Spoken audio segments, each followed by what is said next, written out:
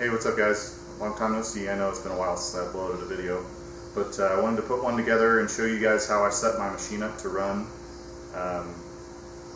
Not saying it's the right way or perfect or anything, but this is how I arrange all my stuff and get everything ready to go. So if you have any comments or questions, leave them down in the description. I'll try to get to them the best I can. I've been pretty busy with work and everything else in life, but if you haven't already, subscribe to my channel. It really helps out.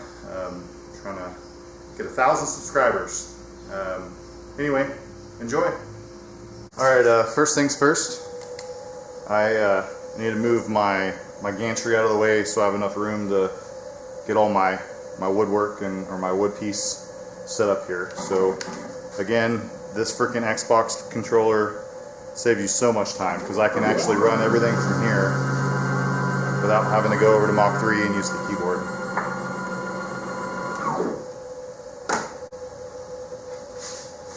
Alright, so now that the gantry is out of the way, I would highly recommend that you guys set one of these up.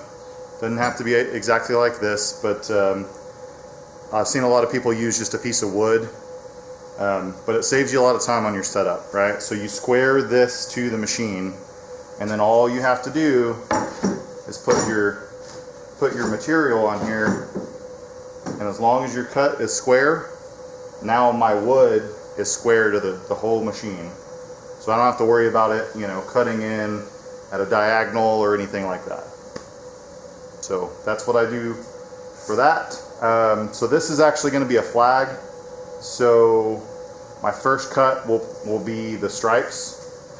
And as you can see here, I've got this T-track. Unfortunately, I don't have any very long bits, so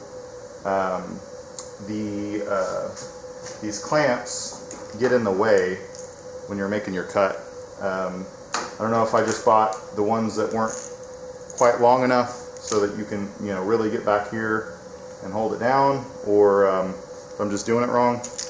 But so I came up with another solution. So it's just basically a screw, some extra parts from my some leftover parts from my kit. So this is a drop-in T-nut, and then a washer. And what I do with this is I go in here and I actually screw this down to my MDF.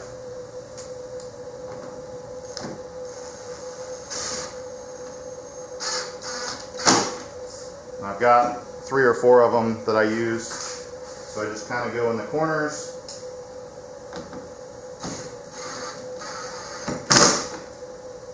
And I screw everything down.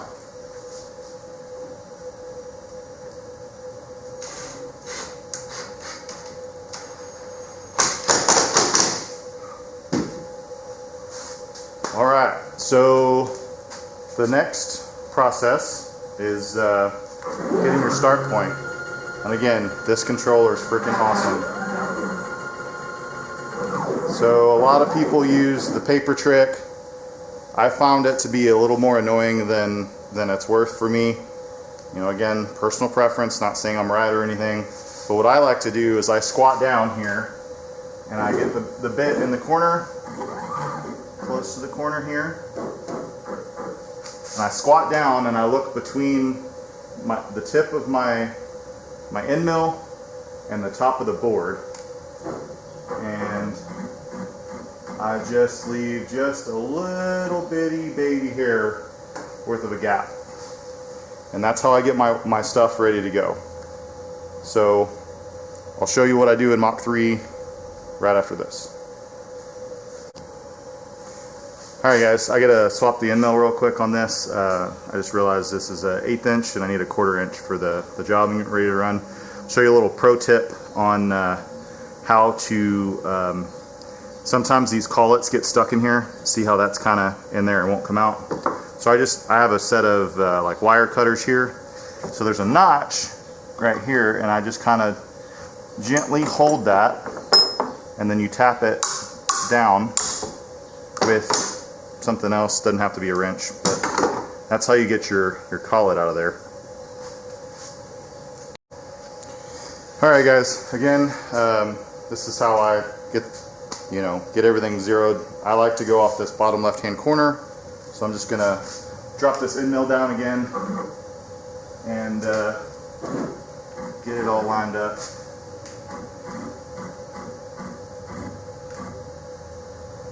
There we go. Alright guys, I'm not sure how well you're going to be able to see this, but I will do my best to show you. So the number one thing that you have to remember every time you do anything on your CNC machine is make sure that you zero your X, Y, and Z. That is very, very, very, very, very important. You can break your stuff if you don't do that. Everybody's done it. Everybody's forgot. Just make sure you catch it. That's what the emergency button's for. So I'm pulling my G code. So this, I'm making a Marine Corps flag. Hopefully this turns out pretty cool. Once your G code is loaded, you're pretty much ready to go. I'm going to start my liquid cooling real quick, and then I will back you guys up to see the work.